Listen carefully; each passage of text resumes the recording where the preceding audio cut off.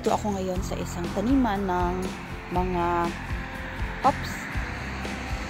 Ito yung nilalagay sa beer para lumapait yung lasa. Ito yung mga bulaklak. Tingnan natin ang malapitan. Ayan. So ngayon tingnan natin. Ito yung nasa itaas. Yan, meron tayong nakikita dito sa ilalim. Medyo maliit pa dahil hindi pa siya dapat aanihin. So, mura pa itong mga hops.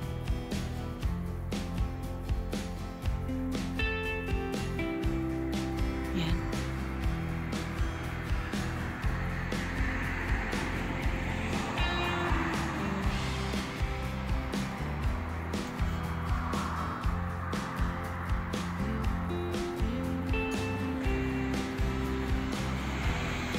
In 2 to 3 weeks pa ito aanihin ng may-ari. Yan. So kung titingnan natin mga baging yan at napakahaba ng ano niya, mga baging mula dito hanggang sa dulo dun.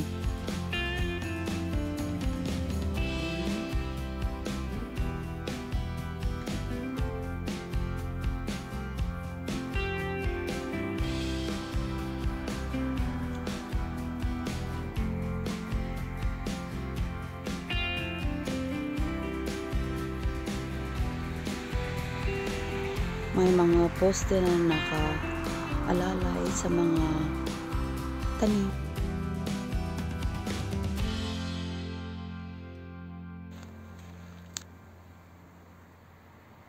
Maliliit pa talaga yung mga bulaklak nila.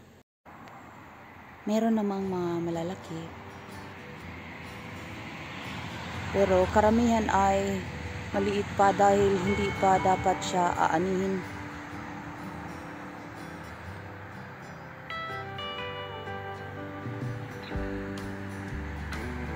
Yan.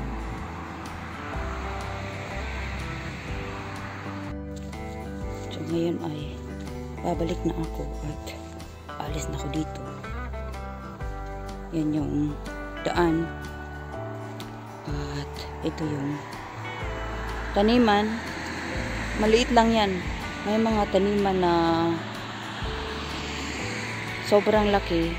Ito nasa gilid lang kasi ng kalsada at maliit lang yung lote.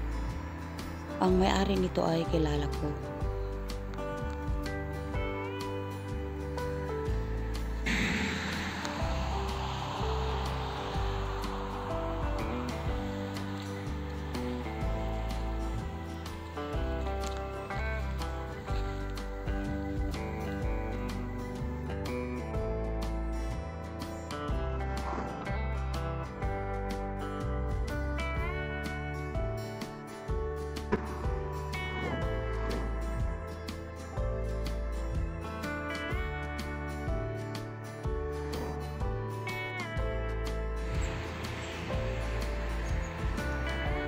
Nandito na naman ako ngayon sa taniman ng mga hops at muli kong binalikan ito para maipakita ko sa inyo itong kabilang side. Noong una kong pagpunta ay ito na ko banda dun sa unahan. Ngayon naman nandito ako sa bandang likuran.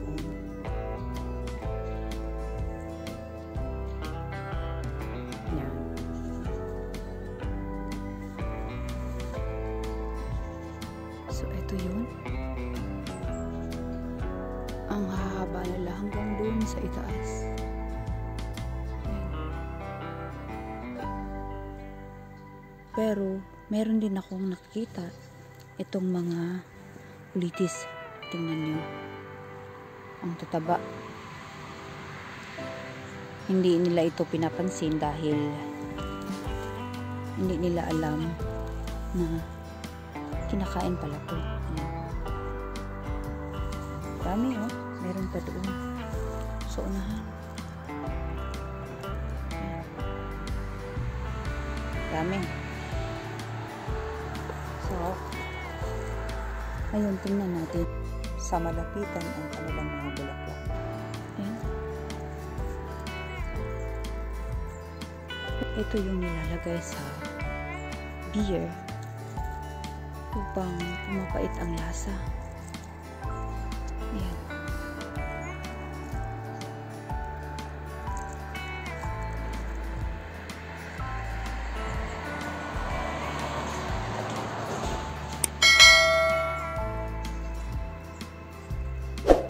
Medyo maliit pa ito, pero ang gandang tingnan. Dami.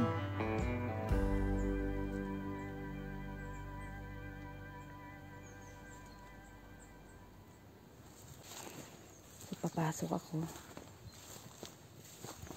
Yan, ang daming kulitis.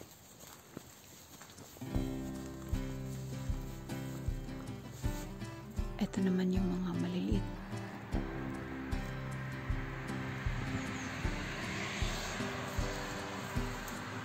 Meron pa dito. So ito sana ang tamang, ito medyo malaki siya. Ito sana ang tamang laki niya. Kaya lang, marami pa rin maliliit.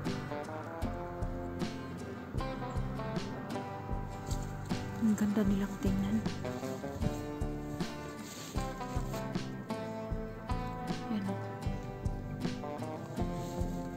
Itong isang puno ay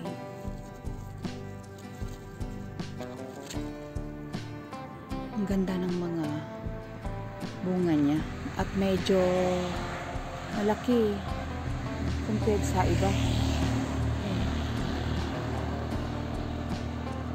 Nakabitay ang yung mga baging.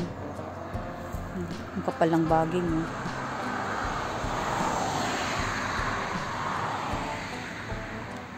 Sa doon hanggang doon sa dulo. Punta naman tayo dito sa kabila. Sa susunod. Yan, may mga apak na mga deer yata to.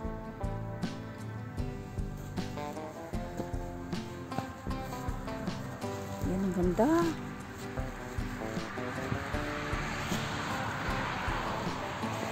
Yan yung mga hangin. Ang gandang tingnan.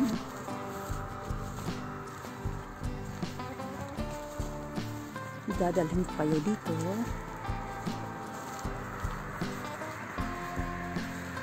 at para naman makita niyo ang kagandahan nitong mga tanim na to. Ganda talaga.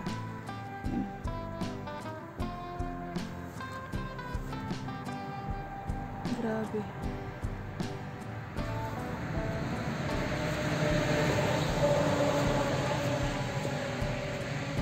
Meron na namang apak ng mga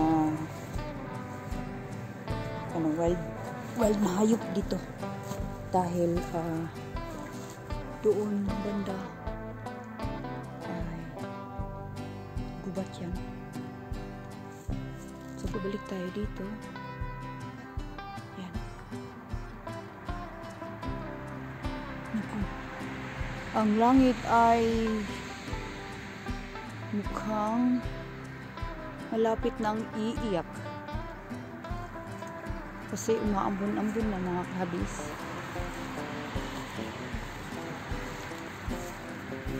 May daming apak ng mga wild animals. Ayan.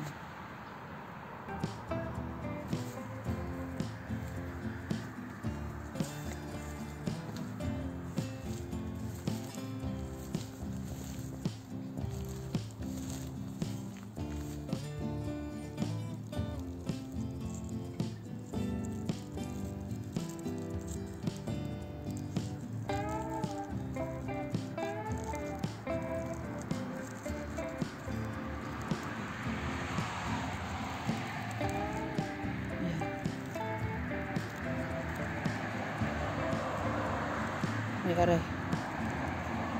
Matatanggal pala.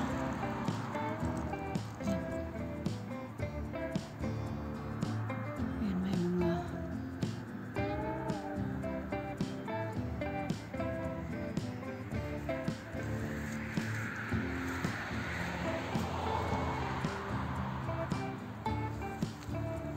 ito may mga malalaki na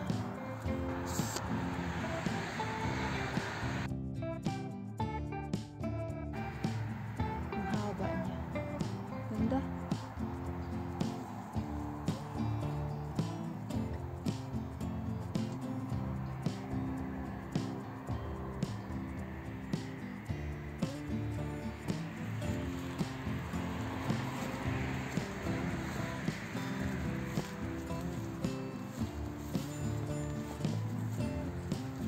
So mga kahabis,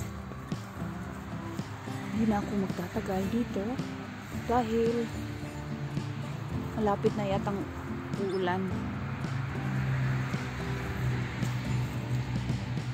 So hanggang sa susunod na mga videos ko, maraming salamat sa panonood at sana huwag kayong magsawa sa panonood ng aking mga videos.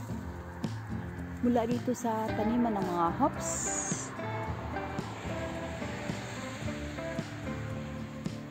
Dito na nagtatapos ang video ngayon mga kahabis. Maraming salamat sa panonood at hanggang sa susunod na mga videos. Paalam!